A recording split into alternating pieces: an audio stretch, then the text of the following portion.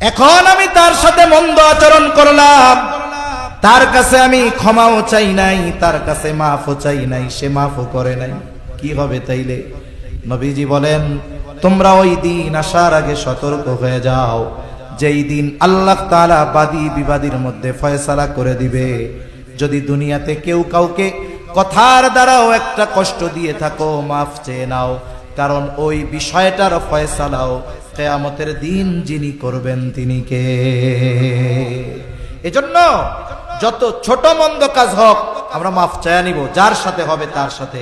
এজন্য রাসূলুল্লাহ সাল্লাল্লাহু আলাইহি ওয়াসাল্লাম আয়েশা সিদ্দিকা রাদিয়াল্লাহু তাআলা আনহাকে বলেন, আয়েশা, তুমি কোন নেকের কাজকে ছোট মনে করবা না, কোন গুনার কাজকেও ছোট মনে করবা না, কারণ হতে পারে ওই ছোট পাপের কারণে আল্লাহ শাস্তি দিতে পারে, আবার ওই ছোট ভালো কাজের কারণে আল্লাহ মাফ করে দিতে পারে।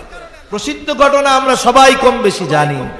একজন দুশ্চরিত্রা নারী, সে একটা পিপাসিত কুকুরকে পানি পান করাইছে, ভালো কাজ, আল্লাহর কাছে পছন্দ হয়েছে। নবীজি বলেন, এই কারণে আল্লাহ তাআলা তাকে মাফ করে দিবে। আরেকজন মহিলা, সে একটা বিড়ালকে বেঁধে রাখছে, খাবারও দেয় না, ছেড়েও দেয় না, বিড়ালটা মারা গেছে। নবীজি সাল্লাল্লাহু আলাইহি ওয়াসাল্লাম বলেন, কিয়ামতের দিন এই কারণে আল্লাহ তাআলা তাকে শাস্তি দিবে। এজন্য আমার আপনার দ্বারা যদি কবিরা গুনাহ হয়, তাহলে কবিরা গুনাহ মোছার ওষুধ হলো তাওবা। একজনের সাথে খারাপ আচরণ হয়েছে, তার কাছ থেকে ক্ষমা চাওয়া, এই ধরনের পাপ যেমন তার পাপ থেকে মুক্তি বা নাজাত বা তাওবার পদ্ধতি তেমন। এজন্য আমার আপনার দ্বারা যদি কখনো পাপ হয়ে যায়, অন্যায় হয়ে যায়, তাওবার ক্ষেত্রে কারো সাথে যদি খারাপ আচরণ হয়ে যায়, ক্ষমা চাওয়ার ক্ষেত্রে আমরা কখনো বিলম্ব করব না। হয়তো আজ রাতে আমার দ্বারা গুনাহ হয়েছে, আজ রাতে আমার দ্বারা কথার দ্বারা কেউ কষ্ট পেয়েছে, আগামী দিন ক্ষমা পাওয়ার সুযোগ পাবো কি পাবো না এর কোনো নিশ্চয়তা নাই। সালেহীন নবীজি বলেন, সত্যবাদী আমানতদার ব্যবসায়ী, ব্যবসায়ীর জন্য এই দুইটা গুণ দরকার। যদি ইমানদার হয়, সত্যবাদী আমানতদার ব্যবসায়ী কাদের সাথে থাকবে? মা'আন নাবিয়িন, নবীদের সাথে থাকবে, সিদ্দিকিনদের সাথে থাকবে, শহীদদের সাথে থাকবে, নেককার বান্দাদের সাথে তাদের অবস্থান হবে। তাহলে যারা ব্যবসা করে শুধুমাত্র ব্যবসার মাধ্যমে সম্পদ উপার্জনের মাধ্যম মনে করে ব্যবসাকে, এরা বোকা। অথচ যেমন ভাবে জাগতিক সম্পদ উপার্জন করা যায় ব্যবসার মাধ্যমে, অনুরূপ ভাবে নবী রাসূলদের সাথী হওয়ার যোগ্যতাও অর্জন করা যায়। তবে সত্যবাদিতা আর আমানতদারিতার সাথে ব্যবসা করতে গেলে প্রাথমিক দিকে কিছুটা মুসিবত মনে হতে পারে, তবে এটা আল্লাহর পরীক্ষা। যদি ইস্তেকামাতের সাথে থাকা যায়, যে আমার লাভ কম হোক, আমার পাশের ব্যবসায়ী ভেজাল করে বেশি লাভ করতেছে করুক, আমি নির্ভেজাল ভাবে আমানতদারিতার সাথে সত্যবাদিতার সাথে ব্যবসা করে লাভ করব কম, হ্যাঁ তার লাভ হবে কম, কিন্তু বরকত যিনি দিবেন তিনি কে? সে একদিন ধরা খাবে, 10 লাখ জরিমানা শেষ, আছে না নাই? উপার্জন করে কিন্তু ঘরে সিরিয়াল ধরে অসুস্থ থাকে, কিছুদিন বউ, কিছুদিন সন্তান, কিছুদিন নিজে, কিছুদিন মা, ধারাবাহিকভাবে অসুস্থতা চলতেছে। আরেকজন সত্যবাদিতা আমানতদারিতার সাথে ব্যবসা করতেছে, লাভ কম হচ্ছে, কিন্তু সময়ের সাথে সাথে আল্লাহ তাআলা প্রবৃদ্ধি দিচ্ছে এবং এর মধ্যে বরকত দিচ্ছে, ঠিক কিনা বলেন? এজন্য ব্যবসায়ী ভাইরা, সত্যবাদিতা ও আমানতদারিতা এটাকেই বানাতে হবে ব্যবসার মূলধন। তাহলে ওই ব্যবসায়ী আর ব্যবসার মধ্যে রহমত আর বরকত দিয়ে ভরপুর করবেন কে? আল্লাহ। তাহলে 3টা পয়েন্ট আমরা আলোচনা করলাম মুত্তাকি হওয়ার জন্য। যেখানেই থাকি না কেন চিন্তা থাকবে আমার মালিক আমাকে দেখতেছে। বলে এই চিন্তা যখন কারো মধ্যে ঢুকে যায়, তার জন্য গুনার কাজ করা কঠিন হয়ে যায়। নবীজি সাল্লাল্লাহু আলাইহি ওয়াসাল্লামের দ্বিতীয় উপদেশ, ওয়া আতবি'is সাইয়্যাতাল হাসানাতা তামহুহা। ও আবু যর, তোমার দ্বারা যখন কোনো মন্দ কাজ হয়ে যাবে, তুমি ভালো কাজ করবা, নেকের কাজ করবা, কেননা ভালো কাজ মন্দ কাজটাকে মিটায়া দেয়। আল্লাহ তাআলাও বলেন, ইন্নাল হাসানাতি ইউযহিবুনাস সাইয়্যাত। ভালো কাজ মন্দ কাজকে মিটায়া দেয়, তবে মন্দ কাজটা যেমন মুসার জন্য ভালো কাজটা ওই পরিমাণের হতে হবে। এখন একজন করেছে কবিরা গুনাহ, আর একজন বান্দার হক নষ্ট করে ফেলছে।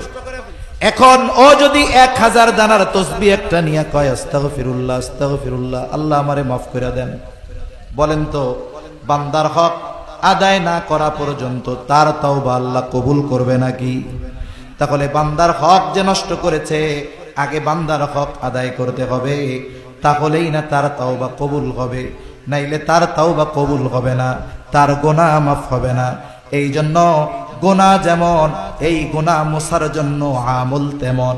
কবিরা গুনাহ যদি হয় খালেস তাওবা করতে হবে, বান্দার হক সম্পৃক্ত যদি হয় বান্দার হক গুলো আদায় করতে হবে, ছোট ছোট অন্যায় যদি হয় ওটাও মাফ চেয়ে নিতে হবে। কারণ দুনিয়াতে কেউ যদি কারোর সাথে অসৎ আচরণ করে, একজন মুরব্বী, তার সাথে আমার ভালো আচরণ করতে হবে, এটা তার হক। এখন আমি তার সাথে মন্দ আচরণ করলাম, তার কাছে আমি ক্ষমাও চাই নাই, তার কাছে মাফও চাই নাই, সে মাফও করে নাই, কি হবে তাইলে? নবীজি বলেন তোমরা ওই দিন আসার আগে সতর্ক হয়ে যাও, যেই দিন আল্লাহ তাআলা বাদী বিবাদীর মধ্যে ফয়সালা করে দিবে। যদি দুনিয়াতে কেউ কাউকে কথার দ্বারাও একটা কষ্ট দিয়ে থাকো, মাফ চেয়ে নাও, কারণ ওই বিষয়টার ফয়সালাও কিয়ামতের দিন যিনি করবেন তিনি কে? এজন্য যত ছোট মন্দ কাজ হোক আমরা মাফ চায়া নিব, যার সাথে হবে তার সাথে। এজন্য রাসূলুল্লাহ সাল্লাল্লাহু আলাইহি ওয়াসাল্লাম আয়েশা সিদ্দিকা রাদিয়াল্লাহু তাআলা আনহাকে বলেন, আয়েশা তুমি কোন নেকের কাজকে ছোট মনে করবা না, কোন গুনার কাজকেও ছোট মনে করবা না, কারণ হতে পারে ওই ছোট পাপের কারণে আল্লাহ শাস্তি দিতে পারে, আবার ওই ছোট ভালো কাজের কারণে আল্লাহ মাফ করে দিতে পারে। প্রসিদ্ধ ঘটনা আমরা সবাই কম বেশি জানি। একজন দুশ্চরিত্রা নারী, সে একটা পিপাসিত কুকুরকে পানি পান করাইছে, ভালো কাজ, আল্লাহর কাছে পছন্দ হয়েছে। নবীজি বলেন এই কারণে আল্লাহ তাআলা তাকে মাফ করে দিবে। আরেকজন মহিলা, সে একটা বিড়ালকে বেঁধে রাখছে, খাবারও দেয় না, ছেড়েও দেয় না, বিড়ালটা মারা গেছে। নবীজি সাল্লাল্লাহু আলাইহি ওয়াসাল্লাম বলেন কিয়ামতের দিন এই কারণে আল্লাহ তাআলা তাকে শাস্তি দিবে। এজন্য আমার আপনার দ্বারা যদি কবিরা গুনাহ হয়, তাহলে কবিরা গুনাহ মোছার ওষুধ হলো তাওবা। একজনের সাথে খারাপ আচরণ হয়েছে, তার কাছ থেকে ক্ষমা চাওয়া, এই ধরনের পাপ যেমন তার পাপ থেকে মুক্তি বা নাজাত বা তাওবার পদ্ধতি তেমন। এজন্য আমার আপনার দ্বারা যদি কখনো পাপ হয়ে যায়, অন্যায় হয়ে যায়, তাওবার ক্ষেত্রে কারো সাথে যদি খারাপ আচরণ হয়ে যায়, ক্ষমা চাওয়ার ক্ষেত্রে আমরা কখনো বিলম্ব করব না। হয়তো আজ রাতে আমার দ্বারা গুনাহ হয়েছে, আজ রাতে আমার দ্বারা কথার দ্বারা কেউ কষ্ট পেয়েছে, আগামী দিন ক্ষমা পাওয়ার সুযোগ পাবো কি পাবো না এর কোনো নিশ্চয়তা নাই। তাহলে নবীজি সাল্লাল্লাহু আলাইহি ওয়াসাল্লাম দ্বিতীয় উপদেশ দিলেন, ও আবু যর, তোমার দ্বারা যদি কখনো অন্যায় কাজ হয়ে যায়, তুমি ভালো কাজ করবা, নেকের কাজ করবা। কেন? তামহুহা, ওই ভালো কাজ মন্দ কাজটাকে মিটায়া দেয়। 3 নাম্বার, নবীজি সাল্লাল্লাহু আলাইহি ওয়াসাল্লাম বলেন ওয়া খালিকিন নাসা বিখুলুকিন হাসানিন, ও আবু যর, মানুষের সাথে সদাচরণ করবা, মানুষের সাথে সদাচরণ করবা, ভালো ব্যবহার করবা। সদাচার এটা ব্যাপক অর্থবোধক একটি শব্দ। সদাচারী তো সে প্রকৃতপক্ষে যেই মানুষটা তার কাছে যেমন হক প্রাপ্য, তেমনি হক আদায় যেই ব্যক্তি করে, সেই ব্যক্তি মূলত সদাচারী। অনেকে আছে মুখ দিয়ে কথা বলে সুন্দর সুন্দর, কিন্তু মানুষের হক নষ্ট করে, বিভিন্ন পদ্ধতিতে মানুষকে কষ্ট দেয়। তার কথা খুব সুন্দর, মিষ্টি কথা, আবার অধিকাংশ সময় দুষ্টু লোকের কথা ভাষা এগুলো মিষ্টি হয় বেশি। দুনিয়ায় যত চিটিংবাজ আছে, সব চিটিংবাজদের ভাষা দেখবেন খুব মধুর, খুব মায়াময়, মানুষকে খুব আকর্ষিত করে, আচরণ খুব সুন্দর। যেগুলো চিটিংবাজ, অধিকাংশ মানুষ আচরণের দিক দিয়ে খুব সুন্দর আচরণ করে, কিন্তু তার ভেতরে কি আছে এটা আমরা কেউ বুঝতে পারি না। তাহলে সদাচারীকে বলে মানুষের সব হক যে আদায় করে সে। আর মানুষের হক আদায় করা এটা আমাদের জন্য সবচাইতে গুরুত্বপূর্ণ বিষয়। কারণ কোন ব্যক্তি যদি মানুষের হক নষ্ট করে, সেটা আচরণগত দিক দিয়ে হোক, সেটা অর্থনৈতিক দিক দিয়ে হোক, কেউ যদি মানুষের হক নষ্ট করে, কিয়ামতের দিন ওই ব্যক্তি সবচাইতে নিঃস্ব হবে। দুনিয়াতে কেউ যদি কোনো মানুষের হক নষ্ট করে, কিয়ামতে সবচাইতে নিঃস্ব হবে ওই ব্যক্তি। রাসূলুল্লাহ সাল্লাল্লাহু আলাইহি ওয়াসাল্লাম সাহাবায়ে কেরামকে জিজ্ঞাসা করেন, তোমরা কি জানো কিয়ামতের দিন সবচাইতে নিঃস্ব হবে কে, মুফলিস কে হবে? সাহাবায়ে কেরাম জবাব দিলেন, ইয়া রাসূলুল্লাহ, আল্লাহ এবং তার রাসূল ভালো জানে। নবীজি সাল্লাল্লাহু আলাইহি ওয়াসাল্লাম বলেন, কিয়ামতের দিন সবচাইতে নিঃস্ব হবে ওই ব্যক্তি যার দুনিয়াতে নেক আমলের কোনো অভাব নাই, তাহাজ্জুদের অভাব নাই, তার দান সাদকার কোনো অভাব নাই, হজ উমরার অভাব নাই। এত পরিমাণ আমল সে দুনিয়ায় করবে, কিয়ামতের দিন পাহাড় সম পরিমাণ নেক নিয়ে সে উঠবে। সে মনে করবে আজকে আমার জান্নাতে যাওয়া কে ঠেকায়। কিন্তু আফসোস, ওই ব্যক্তি দুনিয়ায় মানুষের হক নষ্ট করত, কারো সম্পদ কেড়ে নেওয়ার মাধ্যমে, কারো উপরে জুলুম করার মাধ্যমে, কাউকে কথার মাধ্যমে, কাউকে হাতের মাধ্যমে। ক্ষমতাধর ছিল, প্রভাবশালী ছিল, নেক আমল করেছে, কিন্তু বান্দার হক নষ্ট করেছে।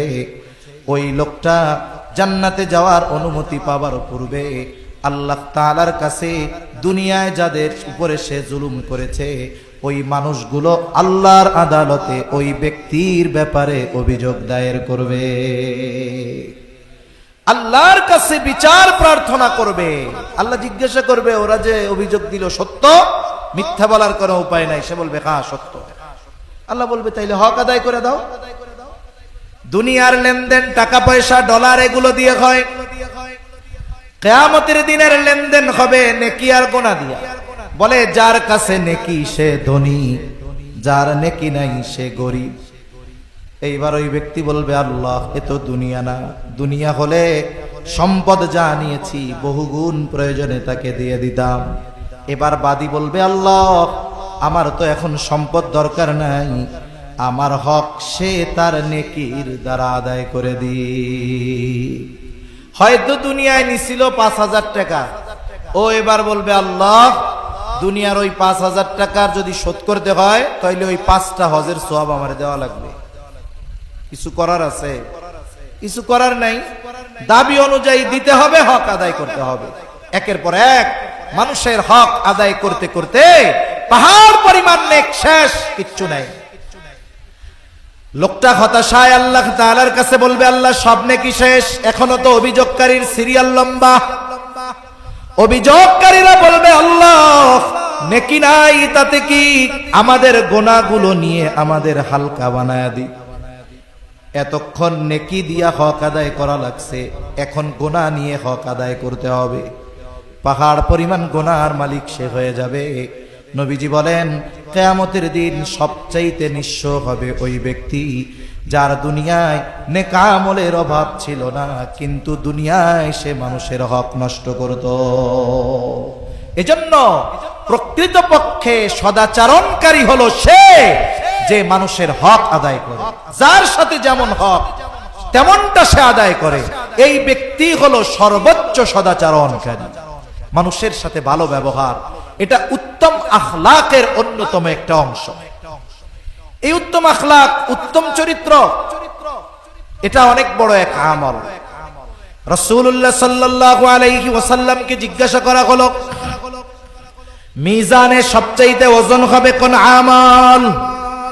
আমল গণনা করা হবে না, মেপে দেখা হবে না, ওজন দেওয়া হবে। নবীজি সাল্লাল্লাহু আলাইহি ওয়াসাল্লামকে জিজ্ঞাসা করা হলো, সবচাইতে ওজন হবে কোন আমল? নবীজি সাল্লাল্লাহু আলাইহি ওয়াসাল্লাম নামাজের কথা বলেন নাই, রোজার কথা বলেন নাই, হজের কথা বলেন নাই, যাকাতের কথা বলেন নাই। নবীজি সাল্লাল্লাহু আলাইহি ওয়াসাল্লাম বলেছেন, মিজানে সবচাইতে ওজন হবে যে আমল, সেটার নাম হলো উত্তম চরিত্র। উত্তম আখলাক, উত্তম চরিত্র, এটা মিজানে সবচাইতে ওজনদার হবে। এজন্য একজন মানুষ সদাচরণকারী নয়, উত্তম ব্যবহারকারী নয়, সে মানুষের সাথে নরম ভাষায় কথা বলে না, সে রুক্ষভাষী কর্কশভাষী, এই ধরনের মানুষ সদাচরণকারী হতে পারে না। এজন্য যেই মানুষটা আমার কাছে যেমন হক পাও না, আমি তাকে ওই হক দিব। একজন বড়, সে আমার কাছে কি পাও না? বলে সে আমার কাছে পাও না হলো সম্মান। একজন ছোট, সে আমার কাছে কি পাও না? বলে সে আমার কাছে পাও না হলো স্নেহ। রাসূলুল্লাহ সাল্লাল্লাহু আলাইহি ওয়াসাল্লাম বলেন, মাল্লাম ইয়ারহাম সাগীরানা ওয়া লাম ইউক্কির কাবীরানা ফালাইসা মিন্না। নবীজি সাল্লাল্লাহু আলাইহি ওয়াসাল্লাম বলেন, মাল্লাম ইয়ারহাম সাগীরানা, যে ছোটর উপরে রহম করে না, ছোটকে স্নেহ করে না, ওয়া লাম ইউক্কির কাবীরানা, বড়কে সম্মান করে না, ফালাইসা মিন্না, নবীজি বলেন সে আমার অন্তর্ভুক্ত বা সে আমার দলভুক্ত নয়। এজন্য বড় যে পরিচিত হোক অপরিচিত হোক, সে আমার কাছে সম্মান প্রাপ্য, আমি তাকে সম্মান করব। কিন্তু আফসোস, জামানা এমন, বড়কে সম্মান ছোটকে স্নেহ, এটা আমাদের সমাজ থেকে উঠে গেছে বললে চলে, ঠিক কিনা বলেন? বড়কে সম্মান, এটা আমাদের সমাজ থেকে উঠে গেছে। আমরাও ছোটদের স্নেহ করতে পারি না, করি না, আমাদের আচরণ খারাপ, করি না। আমাদের এক উস্তাদ বলতেন, নবীজি এখানে আগে বলছেন মাল্লাম ইয়ারহাম সগীরানা, যে ছোটকে রহম করে না, ওয়ালাম ইউক্কির কাবীরানা, বড়কে স্নেহ করে না। উনি ওনার ভাষায় বলতেন, বাস্তবতা হলো এই রকম, যেই বড় ছোটকে স্নেহ করে না, ওই বড়কেও ছোটরা সম্মান করে না। এজন্য আমাদের ছোটদের স্নেহ করা দরকার, ছোটদেরকে মহব্বত করা দরকার, তাহলে ওরাও বড়দেরকে সম্মান করবে, মহব্বত করবে। মা বাবার হক আছে, মা বাবার সাথে সদাচরণকারী কি? মা বাবার যেই হক ইসলাম নির্ধারণ করেছে, এই হক আদায় করা। মা বাবার সাথে সদাচরণ মানে ইসলাম মা বাবার যেই হকগুলো সাব্যস্ত করেছে, এই হকগুলো আদায় করা। ওই হক আদায় করে না, কিন্তু সে অনেক ইবাদত করে, সে বাস্তবিক অর্থে সদাচরণকারী হতে পারে না। স্ত্রীর সাথে হক আছে, এই হকগুলো যে আদায় করে, স্ত্রীর সাথে সদাচরণকারী, কিন্তু অনেক ইবাদত করে, তাহাজ্জুদের অভাব নাই, দান সাদকার অভাব নাই, কিন্তু স্ত্রীদের সাথে ভালো আচরণ করে না, বলে সেই স্ত্রীদের সাথে সদাচরণকারী হতে পারে নাই। এজন্য একটা ব্যক্তি পরিপূর্ণভাবে তখনই সদাচরণকারী হয়, উত্তম আখলাকওয়ালা হয়, সদাচরণকারী তখনই হয় যখন সে মানুষের হকগুলো আদায় করে। আর মানুষের হক যদি আদায় না করে, কিয়ামতের দিন আল্লাহর আদালতে তাদেরকে ধরা পড়ে যাওয়া লাগবে। এজন্য সম্মানিত উপস্থিতি, উত্তম আখলাকের অন্যতম পাঠ হলো মানুষের হক আদায় করা। এজন্য দেখুন, ইসলামের যত বিধি বিধান, হুকুম আহকাম সম্মিলিতভাবে যত কিছু আছে, ঈমান থেকে নিয়ে যত কিছু আছে, সবগুলোকে শরীয়তে ইসলাম 5টি ভাগে বিভক্ত করেছে। 1 নাম্বার ঈমান আকীদা, 2 নাম্বার ইবাদত, 3 নাম্বার মুআমালাত, 4 নাম্বার মুআশারাত, 5 নাম্বার হলো আখলাক। এর মধ্যে ঈমান আকীদা আর ইবাদত যদি এক পাশে রাখেন, বাকি যে 3টা বিষয় আছে, এই 3টা বিষয় মানুষের সাথে মানুষের পারস্পরিক লেনদেন, আদান প্রদান, সম্মান আর আচার আচরণের সাথে সম্পৃক্ত। এজন্য এই বিষয়গুলো যার ঠিক নাই, যার মুআমালাত ঠিক নাই, যার মুআশারাত ঠিক নাই, যার আখলাক ঠিক নাই, বাস্তবিক অর্থে এই মানুষগুলো পরিপূর্ণ মনুষ্যত্ব অর্জন করতে পারে না, ভালো মানুষ হতে পারে না। কারণ এই গুণগুলোই মূলত একটা মানুষকে বাস্তবে ভালো মানুষে পরিণত করে। আমার আপনার নবীজি সাল্লাল্লাহু আলাইহি ওয়াসাল্লাম নবুয়তের বহিঃপ্রকাশ হলো 40 বছর বয়সে, কিন্তু এর আগে আমার আপনার নবীজি ওই জাহেল সমাজে মানুষের সাথে সদাচরণকারী হিসাবে আমার আপনার নবীজির প্রসিদ্ধি ছিল। আমার আপনার নবীজির উপাধি কাফেররা দিয়েছিল আল আমিন, আমার আপনার নবীজির উপাধি কাফেররা দিয়েছিল আস-সাদিক। তিনি মানুষের সাথে এতটা সদাচরণকারী ছিলেন, মানুষের সাথে মুআমালাতের ব্যাপারে এতটা সচেতন ছিলেন, যেই কাফেররা নবীজিকে হত্যার অপচেষ্টা করেছে, ওই কাফেরদের আমানতের সামগ্রী তাদের কাছে পৌঁছানোর ব্যবস্থা না হওয়া পর্যন্ত আমার আপনার নবী মদিনার দিকে সফর শুরু করেন নাই। অথচ আমরা সেই নবীর উম্মত। আমাদের আচার আচরণের অবস্থা কি? আমাদের আচার আচরণ তো আর একজন মুসলিম ভাইয়ের সাথে পর্যন্ত ভালো নয়। আমরা মনে করি ইবাদত যত বেশি করব আমি তত আল্লাহর কাছে প্রিয় হব। না না, রাসূলুল্লাহ সাল্লাল্লাহু আলাইহি ওয়াসাল্লামের কাছে দুইজন মহিলার অবস্থা পেশ করা হলো। একজনের ব্যাপারে বলা হলো, ইয়া রাসূলুল্লাহ সাল্লাল্লাহু আলাইহি ওয়াসাল্লাম, একজন মহিলা এমন কোন আমল নাই যে সে করে না, একটা নফল ও সে ছেড়ে দেয় না। সে তাহাজ্জুদ, আওয়াবিন, ইশরাক যত নামাজ আছে সব পড়ে, আইয়াম বিজের রোজা রাখে, সোমবার বৃহস্পতিবার রোজা রাখে, দান সাদকা করে। এক কথায় আমলের কোনো অভাব নাই। তবে একটা জিনিস, সে তার প্রতিবেশীর সাথে খারাপ আচরণ করে।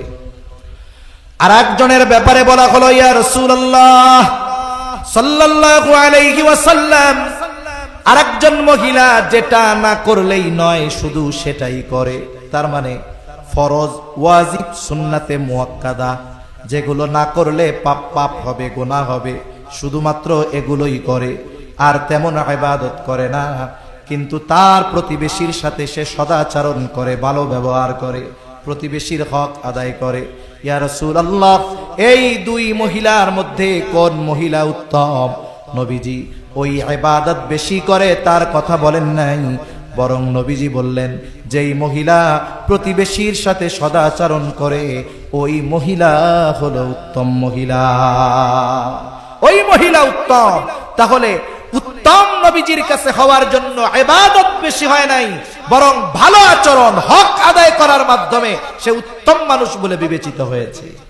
এজন্য আমরাও আমাদের অপর মুসলমান ভাইয়ের সাথে ভালো আচরণ করব। আচরণ সবার সাথে ভালো, অমুসলিমদের সাথেও ভালো, খাস করে মুসলমানদের সাথে আমাদের আচরণ সর্বোচ্চ ভালো হতে হবে। নবীজি সাল্লাল্লাহু আলাইহি ওয়াসাল্লাম বলেন, আল মুসলিমু মান সালিমাল মুসলিমুনা মিন লিসানিহি ওয়া ইয়াদি। নবীজি বলেন প্রকৃত মুসলমানকে বলে যে যার হাত এবং জবানের অনিষ্ট থেকে অপর মুসলমান নিরাপদ থাকে।